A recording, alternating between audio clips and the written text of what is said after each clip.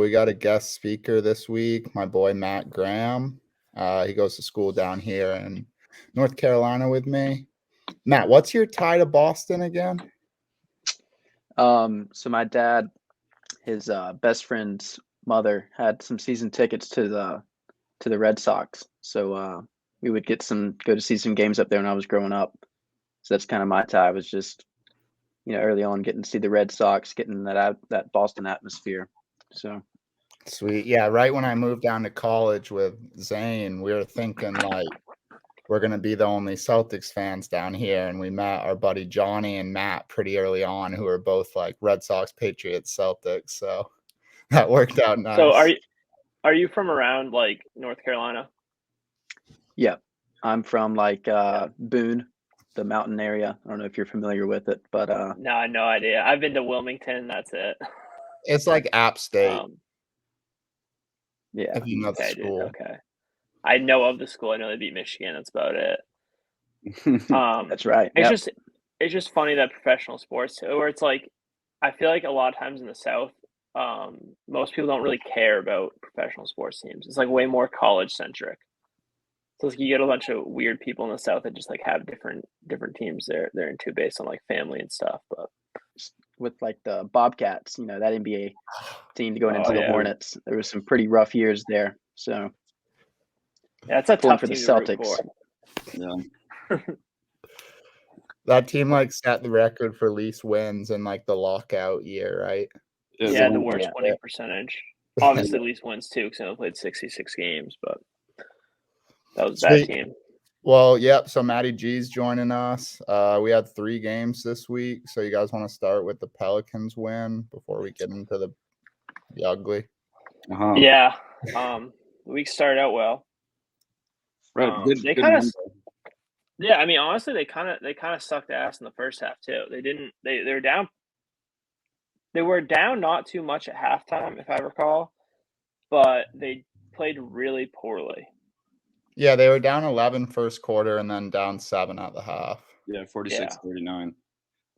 We've seen a growing trend of poor starts. I mean, like, what was it? The Sixers game, they had 36 points at the half or something, and 39 at the half against the Pelicans is not great. The offensive output in the first half has been ugly in a couple of these games here, but it was nice to see them turn it around. They sort of clawed their way back and then hammered home the win in the fourth. Yeah. And like the Pelicans are not a very good defensive team either. So it's not like they're playing some juggernaut. I mean, Portland's not a very good defensive team either. But yeah, it was pretty disappointing with the way the first half played. The only big guy we were missing that game was Marcus, right?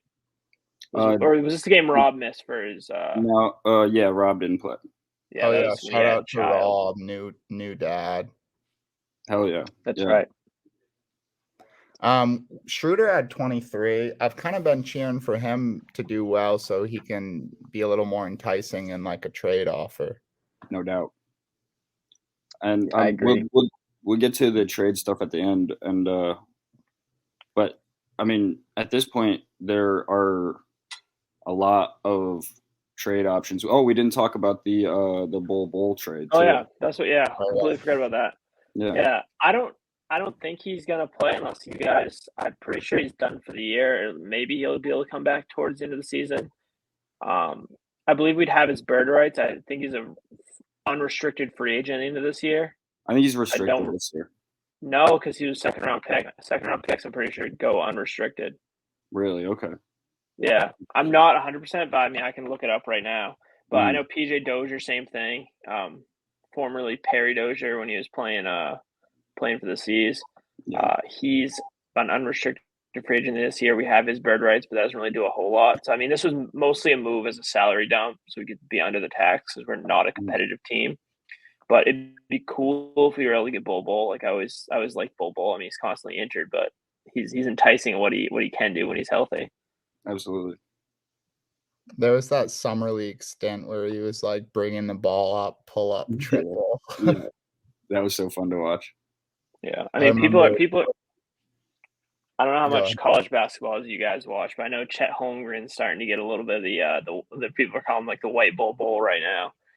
and like not as a good thing. It's just like a lot of people don't think he's going to be able to like fill out his frame and just be like constantly injured, not really be super effective. I've seen more people start to be a little bit much lower on him than he was. Because I mean, Bol was the same way. Like I think he was supposed to be like a top 10 pick before he like got injured his senior year, and then like there was obvious health concerns like that we've seen continue. But yeah. Did you ever realize why he didn't pass his physical in the trade before that? Well, he's getting surgery right now for a broken foot. Oh, right. Okay. So it was the Denver coaching staff was like, no, you don't really need surgery. They got to Detroit, and Detroit's like, that foot's not good. Like, we don't want that, like, damaged goods. Like, there's definitely something wrong there. So, and then when he went back to Denver, they were like, well, I mean, we don't want to get another trade block, so we might as well have the surgery now. And then at least people know now what you're trading for. You're trading for a guy who's probably going to miss the remainder of the season. But it's better than them trying to sell off like he can actually contribute this year. And all we lost was Wancho? Yeah. Word. I think it was a rare, like, I think it was a win-win-win based on what each team was trying to do. Because Denver got Bryn Forbes, who's like a good shooter, and like they need just more around Jokic. Hard depth for sure. Yeah, I mean, I don't really. I mean, Spurs, I guess. Like, I think they're pretty guard heavy. They didn't really need Bryn Forbes. I guess they like Wancho. I mean, that's one doesn't really help the Spurs, but at the same time, like the Spurs really aren't in a full rebuild, and they're not really in a full like they're nowhere near competitive. So that was a little weird from the Spurs perspective, but not a bad trade for the C's. No. Side note, go ahead. So good. He's like DeJounte Murray. Oh, especially against the Celtics. I think he's like averaging a triple double. I'm gonna be pissed. Yeah, I gotta look at his numbers. Like, cause obviously he's looked like one of the best players in the NBA every time he plays. Both times he's played us, but I haven't looked at his numbers compared to some other guards out west. And it's tough being on a team that's like nowhere near competitive. Like, obviously, team wins do play a factor. You're not usually going to get a team from the bottom of either conference. Bro, he's averaging 29 and 9. Yeah, it's pretty wild. Yeah. To get back to the Pelicans game, I just think I think watching the Pelicans is fun. They should be a better team than they are. I've always been a big Devontae Graham fan. Valanciunas played really well in this game against the Celtics. BI does his thing, sort of tough shooting night for him. But I'm a big fan of Brandon Ingram. I mean, Jackson Hayes is a monster. Didn't play that well against the C's. I mean, he's not really utilized well in that rotation. He's coming off the bench, and he's not the same like body as Valanciunas, not the same like play style. So it's interesting there. They've got a cool, just like a good young lineup, and it's strange to see them not play well. I mean, the whole Zion debacle is strange to me. I don't know whether you guys have anything to say else about the Pelicans, but that's my thoughts. I feel like the Val Hayes relationship is sort of like the Al Rob. I think, like the young guys really benefiting from learning. Mm-hmm. Like Val's such a beast, but I like Hayes a lot too. Yeah, I liked seeing that BI Tatum matchup. Two, rising stars. It was fun seeing them go head to head. I think Tatum probably notched him in that win. Yeah. Yeah, they love comparing those two, or at least they did in the years past. And he and Jalen, of course, just because they were the 2-3 of that year's draft. But yeah, that was a game. Tatum really started to do damage in the second half of that game. I think this was the start of his terrible run of 3-pointers. I think this was the first game in that stretch. Yeah. In the first half, they weren't falling. I think the second half, he really started to try a little bit harder to get to the rim, get to at least the mid range, and take more shots like that. Absolutely. I mean, we've seen Twitter just ablaze right now with the whole shooting fiasco. But he also, like, a lot of the the Twitter feed said that he was playing some of his best basketball. Like he's getting downhill, he's opening up and really attacking the rim, which is good to see. I mean, he's a huge dude. I mean, like, and he's creative at the rim. I know we've all talked about how shit he is at blowing those all the layups that he misses, but it's a fun basketball to watch when he's attacking the rim, being aggressive. Yeah, 4 from 3 in this game was his start. Yeah. He's down to, I think, 32% of the year. I think career he's like a 38 or like 38, 39% shooter. Mm-hmm. So he's like normally like a very, like, obviously, I mean, we watch Jason Tatum, like he's a very good shooter. And this year he's just been awful. But I do think eventually it's going to start swinging back to the right direction. But hey, it's been weird. I think the whole league is down this year in 3-pointers. I think typically the league average is 36%. I think this year it's 34 point something. Mm-hmm. So I think they did introduce a new ball this year, so that might be part of it. But it would be nice if Tatum could figure it out. Absolutely. It's like you were saying last week at some point, because it's like you were saying with like Josh Richardson, if he comes back down to earth with his shooting percentages, maybe conversely Tatum will start creeping back up to what he's normally shooting it at. Mm-hmm. I mean, someone's has to, whether it's he, Al, Smart. I don't think Jalen's too far off his averages, but those three in particular are way down from what they normally shoot. And in Al Smart's case, they're not very good to begin with, but they've been like horrible this year. So hopefully that starts to pick up. I did make a prop on his 3-pointers today that we'll get into at the end of this, but no, I think he'll start turning around soon. All right, let's check the Hornets game out. That was ugly. It was. Looking at the game flow here, the last time that it was tied was 5:06 left in the second, 43-43. The Celtics didn't sniff a lead since then. I don't think they got it close in the fourth. I mean, close as in 4 or 5 points, but nothing really. They didn't contend in this game at all. LaMelo Ball triple-double. Two turnovers off a quad double. Yeah. That's the LaMelo Ball experience. I love LaMelo. We talked about previewing this game. It's like, yeah, he does like a lot of like fun shit, but he also does a lot of dumb shit. Like, and it's fun to watch. Like, obviously it sucks that we lost, but it's fun to watch from like a non-Hornets fan perspective. Right. Yeah, and they got all of our old players too, with Rozier popping off with 28 points. I mean, absolutely. Oh, dude, it hurts me so bad to see Terry go off. I love Terry. Gordon, I don't really care about too much, but Terry is one that like we pretty much ruined the relationship with him. Yeah, like coming back, and obviously, like, I mean, Kyrie said he was going to resign and all that stuff, and you're going to play Kyrie over Terry. But it's just the way it worked out was just really bad, because then he just was very frustrated with the organization. And then we, instead of missing out on everyone, we wound up signing Kemba, and of course that didn't go super well. But yeah, a lot of familiar faces. Terry obviously was very effective. Yeah, I still love to see Terry be good at the Garden. He got a good reception as well. Of course. With both these games, though, I mean, we didn't have Rob, and with how shitty the season's been, we're basically just talking about Rob every episode. So at this point, that's a huge factor. Yeah, especially against like the Hornets, who are like a really bad, like they have no bigs that are very like good. So like we like taking advantage of that with a guy like Rob probably would have been huge. Having a guy that protect the rim and like not having to play Enes Kanter any minutes is always or Enes Freedom is always a bonus. So. I hate watching Ennis play, dude. Yeah, it's been something this year watching with him, but watching. Go ahead. You know, I was getting ahead of myself a little, but watching the Blazers last night, especially the tip in at the end, I was like, Freedom is a broke man's Nurkic. Like, they both kind of just board and feast down low, but Nurk's actually like Nurk is what Freedom would be if he was disgusting. Yeah, he was just like a more athletic, like bigger, stronger, faster kind of version of him.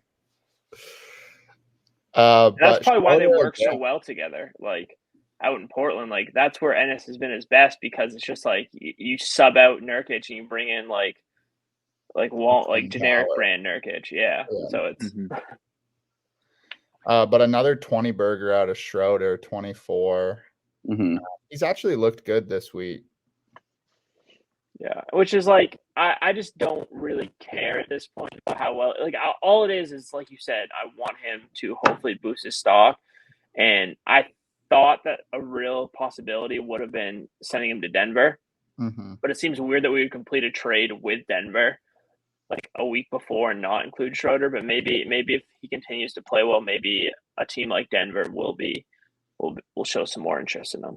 Yeah, I meant to bring that up when we talked about the Bol Bol deal. I was a little sad to not see Dennis involved because when you look at contenders that also need help at the guard position, I mean, there's really like Denver and LA, and I just don't know if we could send and even LA's to the Lakers. Yeah, that would be a little weird, but no, Denver though too. It's like I think there's a crazy stat like Falcu Campazzo. I think he literally has like. I think Jokic has one of the best plus minuses in like the NBA individually, but he's like a negative plus minus with Falcu on the court. That's when they cannot play together at all, and he's been like one of the worst players on like a decent team out of anyone, like at least net rating wise and like plus minus wise. But he does show off some dazzling passes every once in a while. Yeah. It's just fun to watch. Yeah, but it seems like they would definitely, if possible, want to move on from him. I'm not sure if the money works. When I tried it in the trade machine, them straight up and like throwing in a pick or something, it didn't work. So maybe they need to Denver needs to send another guy. But once again, it would have made so much more sense if they would have just compiled a deal. Matt, what are your thoughts on Dennis Schroeder? Like, what do you think the return could be, or what do you think the best course of action would be? I think if a team gets really desperate, other Matt. Oh, my bad. You got to specify. I was like, I just talked about him. Yeah, I mean, one thing to note about him is I think he's right up there with Jalen for percentage 3-pointer on our team this year. So I mean, I think he has some upside. Obviously, I think he's better as like a 6-man coming off the bench. Obviously, we've had to start him majority of the season. But I mean, yeah, I'm kind of in the ballpark of kind of seeing what we could get in return. I got a couple ideas. I can bring them up now, but I was thinking maybe later in the trade talks. But okay, let's do that. But yeah, I mean, I was high on Schroeder to start the season. I think all of us were. We all thought that he could have a bigger impact. But I mean, I think this team needs playmakers and shooters, and right now we're kind of struggling in that department. Absolutely.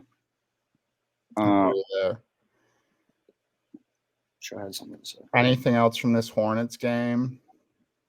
I mean, Bridges is fucking disgusting. Yeah, I think he's currently the favorite for most improved. Yeah, he should be an all-star too, right? Yeah, I mean, he's definitely pushing it. I think he's going to be competing for one of those spots. 27 and 6.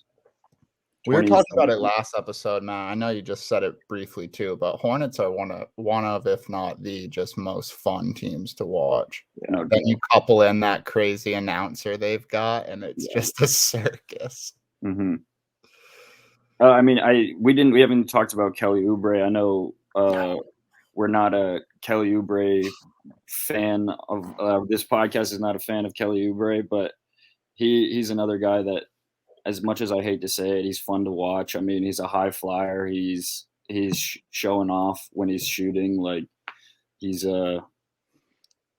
he fits really well on this Hornets team, and the chemistry they have is something that is just super cool to see ongoing. Yeah, two of our least liked players, and him and Kyle Kuzma, have really had kind of like breakout years this year. Yeah, they've had like really good seasons, so it's like kind of frustrating because you want to throw Fournier in and what he's doing to us. But he only does it to us though. He's like getting benched against every other team, and he's looking like a all NBA player when he plays against us. I think he's officially my this season least favorite player. I hate Fournier. I keep betting the Celtics against the Knicks, and I keep getting absolutely 40 burgered by Fournier. All right. So last but not least, we have Portland. Oh my god! What a shit show of a day. Yeah, this was just bad. It sucked because like for so much of this game, I had so many positives I was taking out from it basically until like basically until I think 8 minutes left in the fourth quarter, and then just everything went downhill. Romeo, although inconsistent, looked like obviously game in and game out. You never know what you're gonna get from him. The other night he looked really, really good. Mhm. I really liked him with that unit of he, Jalen Tatum, Grant, and Rob. They worked really well together. They played really good defensively. Romeo did a really good job attacking the basket and just creating opportunities for others, not necessarily assists, but just making the ball move. And that was really good to see. I would like to see more of that, more of those lineups. And I think maybe moving on from some of our veteran guys like Schroeder would definitely help with that, open up some minutes. Absolutely. Was it you, Matt, that tweeted, or did you retweet something about wanting when Dennis gets moved to want Romeo to take over those minutes?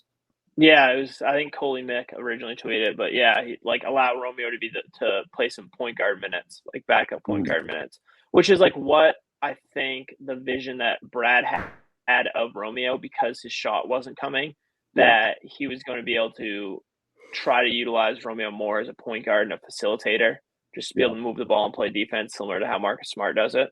Right. And I mean, in years past, I mean, I know at least last year he got some spot starts whenever we would have like those back-to-backs where Kemba wouldn't play or something like that. He played well, started at the point, and just moved the ball and played defense. I mean, that's if you can't shoot on this team, then you better fucking play some D. You know, like you better be able to do that. Well, that's what Romeo's going to do. Like he's just going to play defense. And that's another big thing with like moving Dennis is it's not just to get something in return, but let's fucking see what we have in Pritchard, Neesmith, and Romeo. Yeah. Especially where the season's not going great. I mean, I'm not throwing in the towel for playoffs by any means, but like let's let these young boys run and see what we've got and then reassess. Like it could be addition by subtraction just for the fact that you get rid of Dennis, you get some more shooting because Neesmith, Romeo, and Pritchard have all been better shooters than Schroeder has this year. And you just get more energy just because they're young guys that are like just busting it. So I think that would create a lot of opportunities, and I would like to see it. Like just let the kids play. We saw it was effective when they were the other night. Is that an Office quote? Addition by subtraction?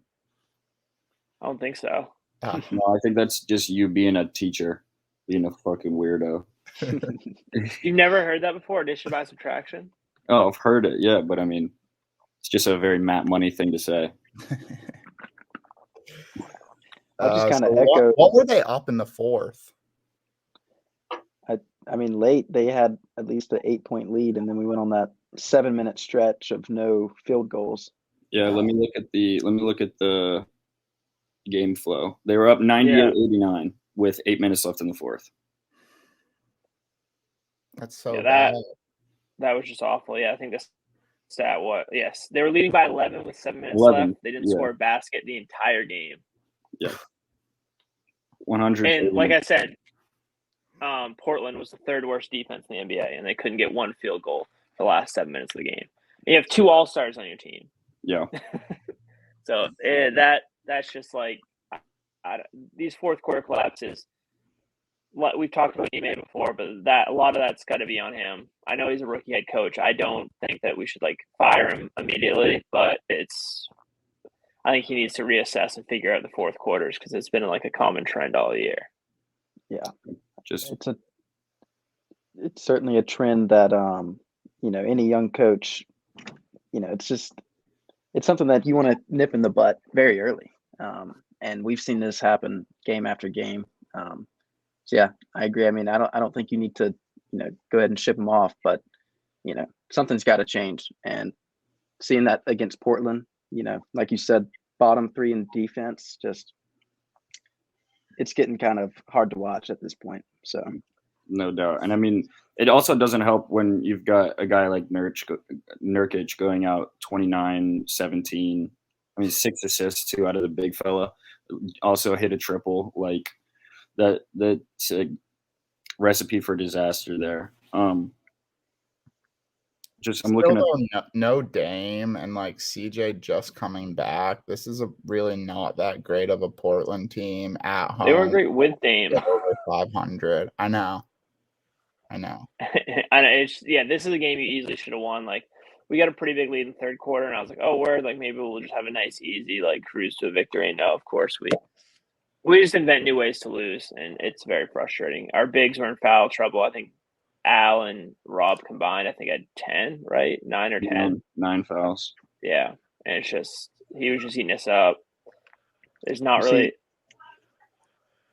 Sorry to interrupt, but I kind of was watching the game, and in the end, Nurkic was just eating on the glass, and I was wondering why maybe we don't go to someone like Horford off the bench, because like on the last possession, I think they got the offensive rebound. We got a great stop, couldn't get the rebound, and that's when Nurkic kind of hit the kind of flip shot to take the lead. It's little bang bang plays like that, but it's like, you see someone like Horford that isn't getting a ton of minutes. Maybe he can make a difference there. Just someone some food for thought, but it's certainly disappointing. Yeah, I think they went with that lineup that I talked about earlier, like that Grant Romeo lineup, because it was like so effective, like in the third quarter. I think the second or third quarter when they went on that run. But at the same time, like you got to be thinking, especially in that situation, like making those substitutions based on, okay, like we need to have more fit, like maybe we need to have more size, like really secure the more defense, secure the defensive rebound. Because you're right, like that's crucial. And what happened there was, I believe Rob got switched on to one of the wing players, and then you had like Jalen or Romeo trying to box him out. And like obviously Nurkic, like 250 pounds of muscle, like he just bodied them, was able to get that rebound back up. But so those are the 3 games. I mean, disappointing, but it's like I feel like we have this talk every week where it's just like I don't know. Yeah. We're just a 500 team. That's just what it is. We'll probably slide in like an 8 or 9 spot this year. Probably still make the play-in, but I don't think the expectations are really too high. Yeah. But today, I think at 3:30 we play the Wizards. Yes. So did you guys all come prepared with a couple bets to make?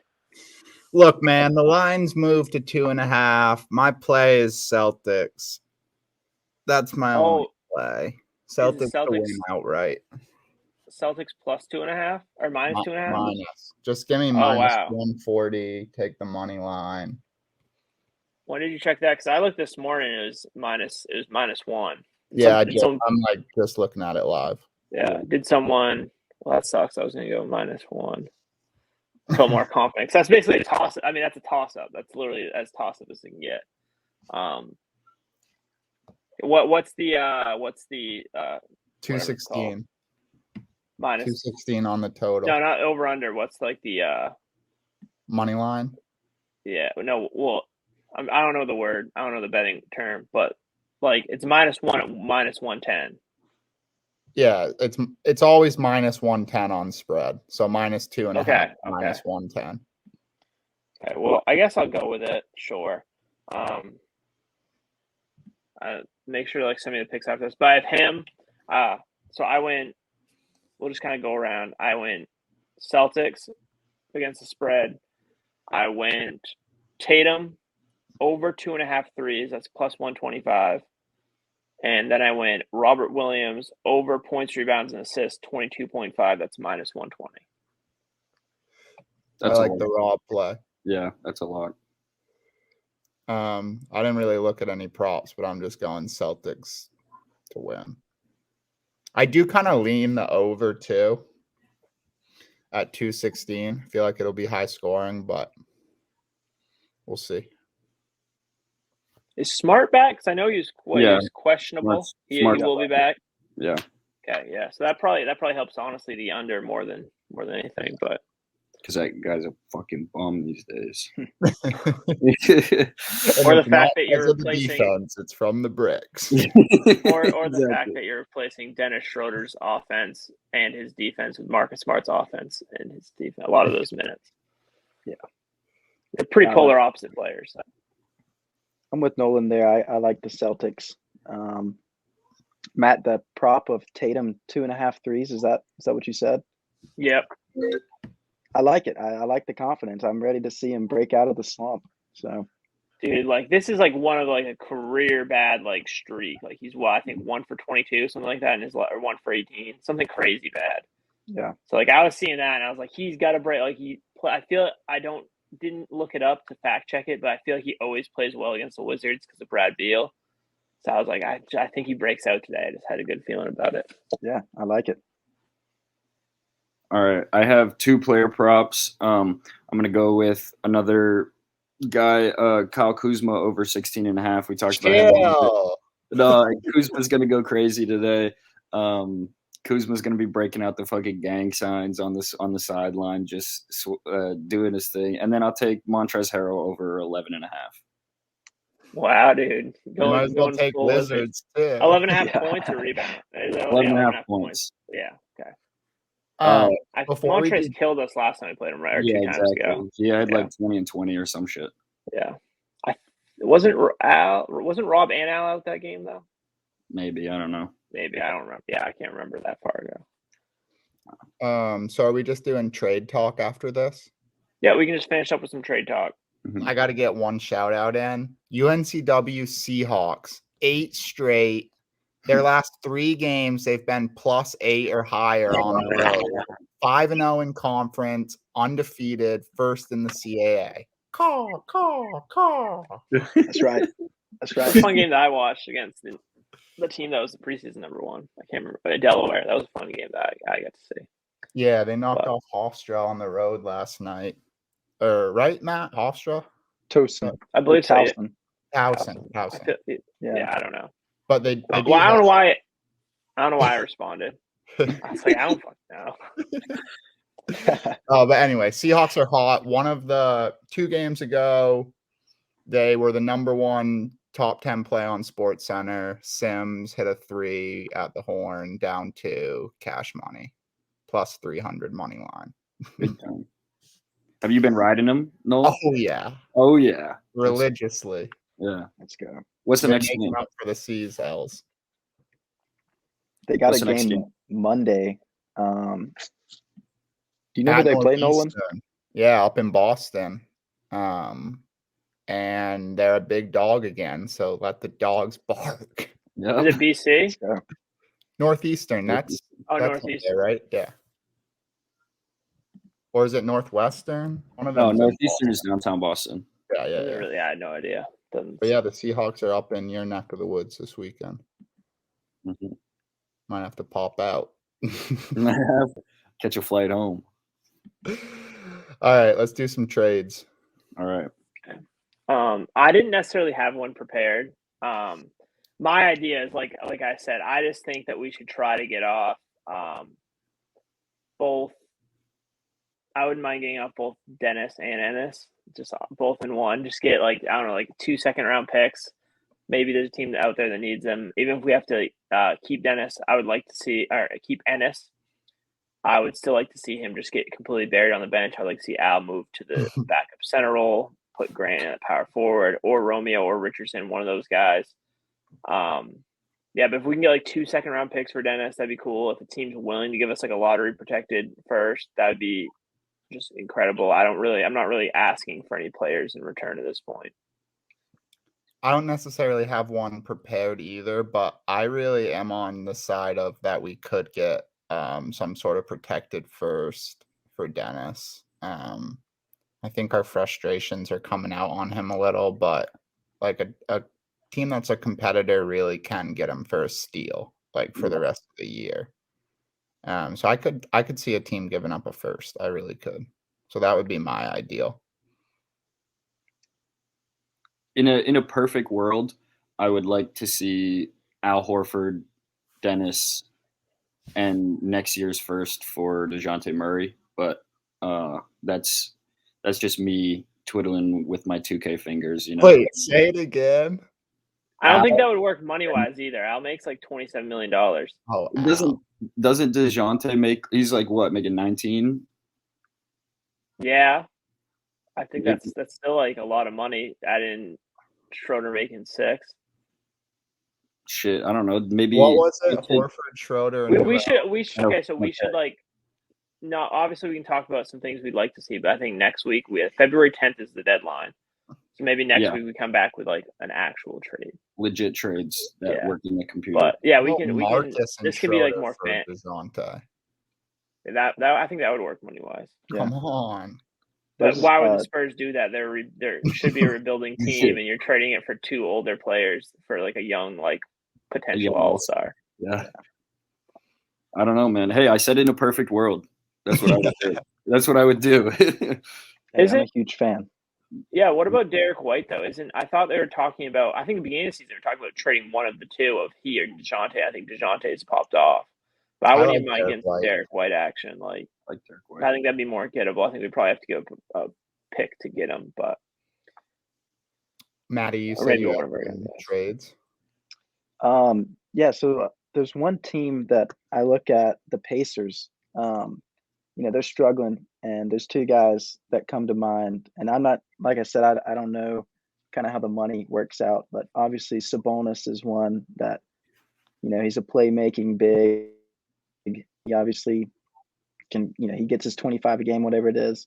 So I don't know how the money would work out with that, but another guy that I know isn't, I know he can't be traded until the off season, but Malcolm Brogdon is, he's high on my list. I love his work ethic. I mean, he's defense first. He won Rookie of the Year. Kind of goes under the table, but I think he deserved it. He's a 14, 15 point guy, but can also dish out 7, 8 assists. So and make his jump shots. Yeah, he's 38% 3-point shooter or something. Exactly. So. Yeah, I like both those guys. I wonder what sort of packages we'd have to do, or are they free agents coming up? For Sabonis doesn't make that much money because they signed I think he signed there before his big breakout year, maybe after the 1 year where he's his first kind of breakout year. He's only making about $20 million a year. So I mean, we could throw together. I don't know if we could trade Marcus Smart yet. But I mean, if you probably the deal would have to include, I imagine, both Neesmith, Pritchard, maybe, or Neesmith, Pritchard, Romeo, probably 2 of those 3, maybe a pick, because they're gonna want to get a good haul for Sabonis, and you're also going to be competing against what other teams are willing to give up, and I'm sure a lot of teams are willing to give up quite a bit for a 25-year-old 2-time All-Star center. Yeah. I do like both those ideas, though. I'm at the point where I'm willing to put Smart in trade talk for sure. Absolutely. I don't want to give him up because I do like him, but it's time to see what we could get. Yeah. I mean, also, if we trade Sabonis, it would make sense to just include Rob, and I'm sure that would be pretty enticing, except I don't know if he has any restrictions based on him signing his contract, too. Because, I mean, if we get Sabonis, I love Rob to death, but what's the point in having both of them? I disagree. I think buried. No, I think Rob and Sabonis pair well together, and we can move Horford. Yeah, I think that's a hard sell, though. Yeah, it's a hard sell, but we're talking perfect world. Yeah, geez, man. Let's just get rid of this guy making $27 million. Yeah. Oh man. I like the Pacers one. I think. Yeah. I wish Brogdon. Yeah, Brogdon's a perfect player because he's very similar to Smart, except a much better shooter. Yeah. I would do Smart and a pick or a young guy for Brogdon. No doubt. Yeah. I also think Smart's value as of right now is lower than it has been because he's a career, I think, like we said, 34% shooter. I'm pretty sure he's shooting 29% on the year, really bad. So I don't think a lot of teams, it's going to be hard to sell a team on a guard that can't shoot at all. Yeah. But I mean, he does play elite level defense. I think certain teams would like that, but on a rebuilding team, I think with his age, I think they probably wouldn't be too down for that. Yeah, I think he's one of those guys that, he's definitely more valuable to us than he is to a lot of other teams. But just one point I wanted to echo that you guys kind of hinted on earlier was kind of investing in these young guys that we have. And I'm kind of, on board with that. We got Richardson and Schroeder, see what we can get with them.